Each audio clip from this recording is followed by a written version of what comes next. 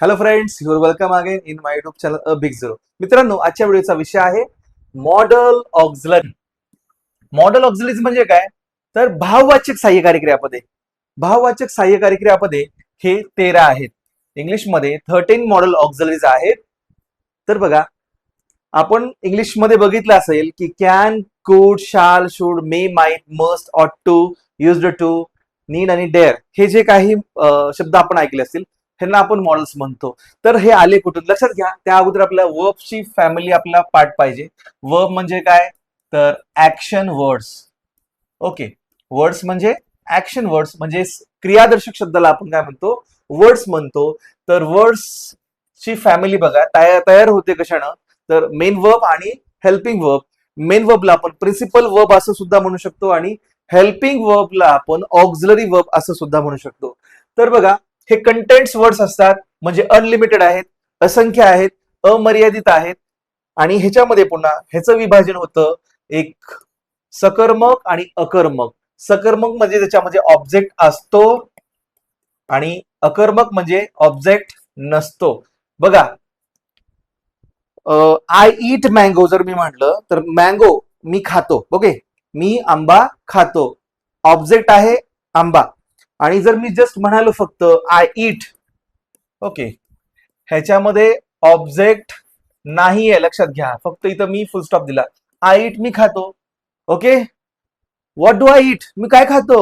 Okay, it's not giving answer. बघा, इथं answer दिलेलं नाहीये, हे आन्सर देत नाही. बट ज्यावेळेस मी जर म्हणलो I eat mango, it means that it has a object.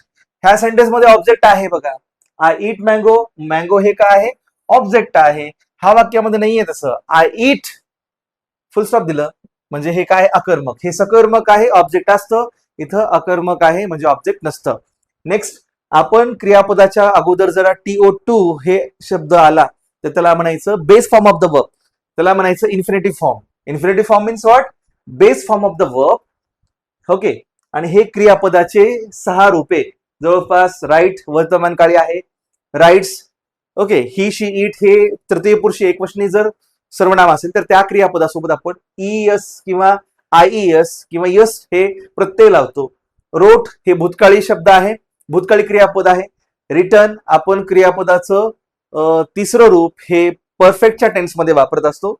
Writing म्हणजे कंटिन्युअस टेन्स मध्ये वापरत असतो. क्रियापदाला आयएनजी लागलं की तो काळ असतो कंटिन्युअसचा टेन्स, प्रोग्रेसिव्ह टेन्स किंवा इम्परफेक्ट टेन्स. नेक्स्ट आपण बघतोय प्रायमरी ऑक्झिलरीज.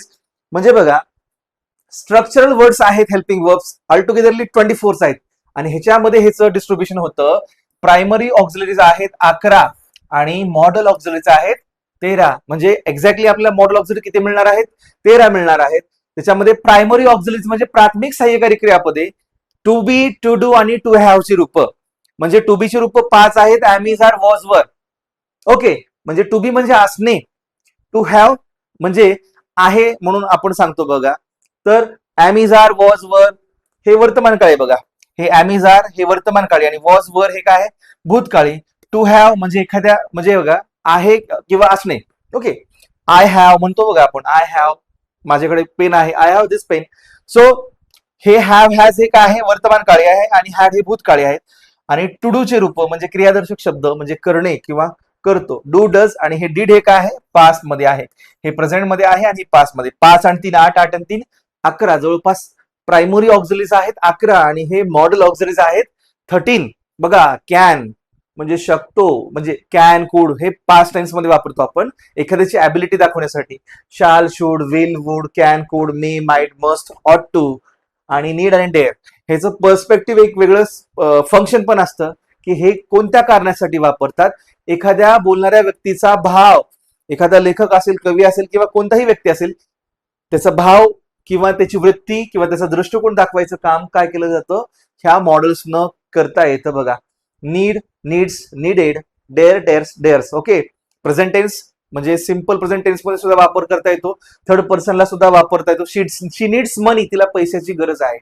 ओके, आणि नीडेड म्हणजे आपण पास्ट टेन्स सुद्धा वापरू शकतो. डेअरचं पण तसंच आहे, डेअर, डेअर्स आणि डेअर्ड. ओके, नेक्स्ट पुढे बघूयात आपण. बघा, इंग्लिशमध्ये जवळपास 13 मॉडल ऑक्झिलरीज आहेत आणि ह्यांचा वापर आपण काय करतो? एखाद्या व्यक्तीचा भाव किंवा वृत्ती म्हणजे हे गुण दाखवण्यासाठी आपण त्याचा वापर करत असतो. बघा, they indicates speakers or writers mood. बघा, what they want exactly say or write, त्याने नेमकं एक्झॅक्टली काय म्हणायचंय किंवा काय लिहायचंय हे सांगण्याचा आपण प्रयत्न करत असतो मॉडल ऑक्झिलरीचा वापर करून. ओके, नेक्स्ट पुढे बघा, मॉडल ऑक्झिलरी वापरल्यामुळे काय होतं तर बघा त्या क्रियापदाचा अर्थ बदलतो. आणि ज्यावेळेस जेणेकरून काही प्रमाणामध्ये तुम्ही जर मॉडेल जर वापरलात तर तुम्हाला जो अपेक्षित अर्थ आहे तो तुम्हाला घेता पण येतो आणि बदलता पण येतो. ओके, नेक्स्ट पुढे बघा, मॉडेल ऑक्झिलरीज काय करतात, सेंटेन्स मध्ये येतात आणि त्याच्यामुळं काय होतं, वाक्याचा अर्थ बदलतो. जसं मी आता म्हटल्यासारखं बघा, जर मी म्हटलं आय विल गो, ओके, मी जाणार, मी जाईन म्हणलं वेगळं, इथे वाक्यामध्ये काय होईल, मी जाणार असा अर्थ येतो ह्याच्यामध्ये. जर मी म्हणायला लागलो बघा, इथं जर मी विल काढून जर मी शुड वापरलं, आय शुड गो, तर काय होईल, मी जायला पाहिजे, मी जायला पाहिजे. ओके, मी जायला पाहिजे म्हणजे बघा, जाणार आणि जायला पाहिजे याच्यामध्ये फरक आहे. ज्यावेळेस आपण मॉडेल वापरतो त्यामुळे त्याचा अर्थ डेफिनेटली बदलतो. ओके, नेक्स्ट बघूया, म्हणजे एक्झॅक्टली मॉडेल बद्दल काय काय तुम्हाला बघायला मिळेल बघा.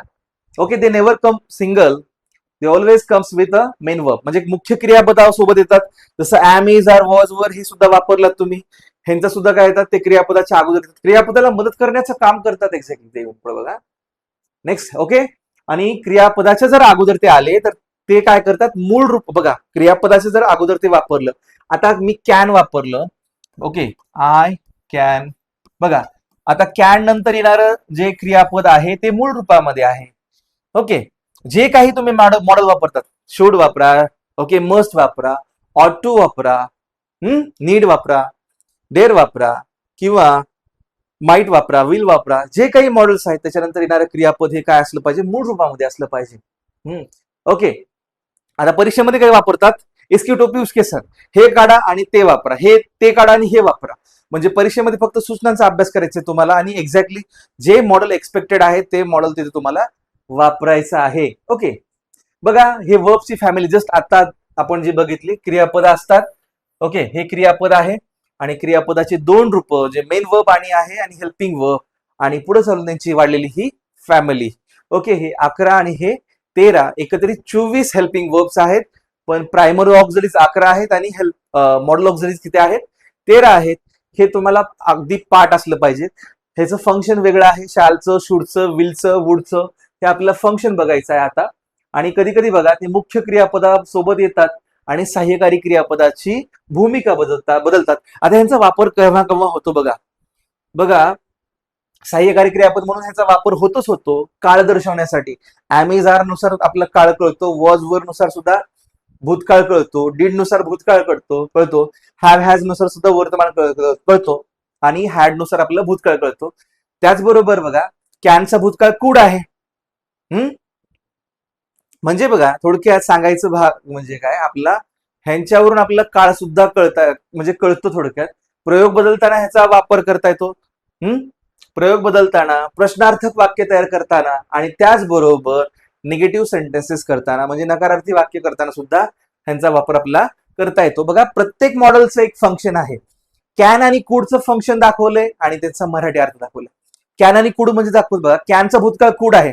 Can is a showing ability, capacity और कॅपेबिलिटी और having power to do something, म्हणजे बघा, कार्य करण्याची क्षमता, सामर्थ्य किंवा लायकी दाखवण्याचं काम कोण करतं, तर कॅन हे मॉडेल करतं. बघा, हे पास्ट ॲबिलिटी दर्शक शब्द आहे कुड. नेक्स्ट आहे मे, हा शब्द परवानगी दाखवण्यासाठी शब्द वापरतो आपण. परवानगी किंवा एखाद्या वेळेस शक्यता म्हणजे पॉसिबिलिटी दाखवण्यासाठी सुद्धा काम करतो आपण, पॉसिबिलिटी किंवा परमिशन. नेक्स्ट आहे माइट, लेस पॉसिबिलिटी लेस पॉसिबिलिटी किंवा लेस सर्टेनिटी सुद्धा म्हणू शकतो आपण ह्याला, लेस सर्टेनिटी. ओके, लेस सर्टेनिटी दाखवण्याचं सुद्धा काम करतं हे माइट हा शब्द. मस्ट किंवा ऑट टू हा शब्द कंपल्शन दाखवण्याचा शब्द करतो, कंपल्शन किंवा ऑब्लिगेशन. ओके, हा शब्द खूप महत्वाचा आहे. ऑब्लिगेशन किंवा मोरल ड्युटी, नैतिक कर्तव्य, बंधनकारकता दाखवायचं काम कोण करतं? मस्ट किंवा ऑट टू हा शब्द करतो. नेक्स्ट आहे विल किंवा शाल, सर्टेनिटी, निश्चितता दाखवण्याचं काम करतं बघा. ओके, शुड हा शब्द शोईंग ऍडवाइस और सजेशन दाखवण्याचं काम करतो, म्हणजे सल्ला किंवा उपदेश दाखवायचं काम करतो. वुड किंवा युज्ड टू हे शब्द काय दाखवतात? तर habitual action in the past, भूतकाळातली सवय दाखवण्याचं काम करतात. आम्ही हे करायचो, आम्ही ते करायचो, हे सांगण्याचं काम कोण करतात? तर वुड किंवा युज्ड टू सारखे शब्द करत असतात. नेक्स्ट आहे नीड, नेसेसिटी. ओके, म्हणजे गरज दाखवण्याचं काम नीड हा शब्द करतो. आणि डेअर म्हणजे काय? तर डेअर हा शब्द काय दाखवतो? हॅव्हिंग द करेज, म्हणजे धाडस किंवा धैर्य दाखवण्याचं काम करतो. चला तर आपण काय करूयात, काही सेंटेन्सेस बघूयात. आता बघा, I have to work as hard as I can. तर तुम्हाला काय करायचं, परीक्षेमध्ये प्रश्न येतात की हे मॉडेल काढा आणि ते मॉडेल लावा. तर रिप्लेस करा, एक्सचेंज करा. Instead of the have to तुम्हाला काय करायचं? Show the obligation. म्हणजे डेफिनेटली काय वापरायचं तुम्हाला? मस्ट हा शब्द वापरायचा आहे. म्हणजे बघा सेंटेन्स काय येईल? आय मस्ट वर्क ऍज बघा hard as I can. Okay, next बघा, use the modal auxiliary showing the obligation. You should. Okay, should हे मॉडेल आहे इथं आणि ऑब्लिगेशन दाखवणारं काय वापरतो आपण? मस्ट हा शब्द वापरतो. मस्ट हे मॉडेल इथं वापरावं लागेल. शुडला कट करायचं आणि इथं मस्ट वापरावं लागेल. फक्त इसकी टोपी उसके सर, ह्याला काढा त्याला ठेवा, त्याला काढा ह्याला ठेवा, असंच आहे. Okay, you must do what your teachers tells you to do. Okay, तुमचे शिक्षक जे सांगतील ते तुम्ही करायलाच पाहिजे. इथं करायला पाहिजे आणि करायलाच पाहिजे असा अर्थ बदलतो. An animal may alter the surrounding, प्राणी आजूबाजूचा परिसर बदलू शकतात बघा. Write the modal auxiliary showing the ability. Ability दाखवणारा शब्द कोण आहे? तर कॅन हे मॉडेल आहे. तर तुम्हाला काय करायचंय? मे हा शब्द कट करून तुम्हाला काय वापरायचं? कॅन वापरायचं. Dead plants and animals may lie rotting the at the bottom. मृत प्राणी किंवा वनस्पती काय तळाशी असतील. Okay, rewrite the using modal auxiliary showing the certainty. Certainty दाखवायचं काम कोण करतं? तर विल हा शब्द सर्टेनिटी दाखवण्याचं काम करत असतो. तो तुम्हाला काय करायचं आहे? तर मे हा सुरुवातीचा मॉडेल कट करून तुम्हाला काय करायचं? विल हा शब्द वापरायचा आहे. The time might come. Okay, replace the model of the showing the certainty. Certainty definitely म्हणजे काय? इथं सुद्धा विलच वापरायचा आहे. ओके, बघा आपले आन्सर तयार आहेत. I have to work as a. Okay बघा, I must work as a, है की नाही? आय हॅव टू कट करून आपलं मस्ट वापरायचं आहे. You must वापरलंय. मस्ट हा शब्द काय करतो? ऑब्लिगेशन दाखवतो. इथला पण मस्ट ऑब्लिगेशन दाखवलं. इथला ॲबिलिटी दाखवणारा शब्द कोण दाखवत आहे? कॅन दाखवला आहे. ओके, आणि सर्टेनिटी दाखवायचा शब्द कोणता आहे? तर विल हा शब्द आहे. Replace the model of the certainty. Certainty again certainty बघा, म्हणजे सर्टेनिटी म्हणजे क्रियापदाच्या अगोदर बघा, मुख्य क्रियापदाच्या अगोदर वापरल्यामुळे त्याचा अर्थ पण बदलणार आहे आणि ते आल्यानंतर येणारं क्रियापद हे सुद्धा काय आहे? मूळ रूपामध्ये असतं. नेक्स्ट आणखी एक्झाम्पल बघूयात. I will teach you this lesson next week. Rewrite the using model of showing the less certainty. Less certainty म्हणजे काय? मे हा शब्द वापरा किंवा माइट हा शब्द वापरा, दोन्ही पण बरोबर असणार. इथं आपण मे हा शब्द वापरू. ओके, लेस सर्टेनिटी किंवा पॉसिबिलिटी दाखवणे शब्द. तर विल कट करायचं. ओके, विल करून तुम्हाला काय काय वापरायचं? मे हा शब्द वापरायचा. You may do just as you like. Okay, तुम्हाला जसं आवडेल तसं करा. शोईंग ऑब्लिगेशन, मग तुम्हाला मी हा शब्द कट करून तुम्हाला काय वापरायचं आहे? मस्ट हे मॉडेल वापरायचं आहे. Don't be trapped by the dogma, कुठल्याही विचारामध्ये अडकू नका. बघा, use the modal auxiliary showing the advice. Showing the advice म्हणजे काय? म्हणजे तुम्हाला काय वापरावं लागेल? शुड. ऍडवाइस दाखवणारा मॉडेल कोणता आहे? तर शुड हा आहे. तर शुड म्हणजे सल्ला किंवा उपदेश दाखवण्याचं काम करतं. सजेशन किंवा ऍडवाइस दाखवण्याचं मॉडेल ऑक्झिलरी आहे. म्हणून तुम्हाला काय वापरायचं? इथं काय वापरायचं आहे? तर इथं शुड हे मॉडेल ऑक्झिलरी वापरायचं आहे. I will try. बघा, आय विल ट्राय.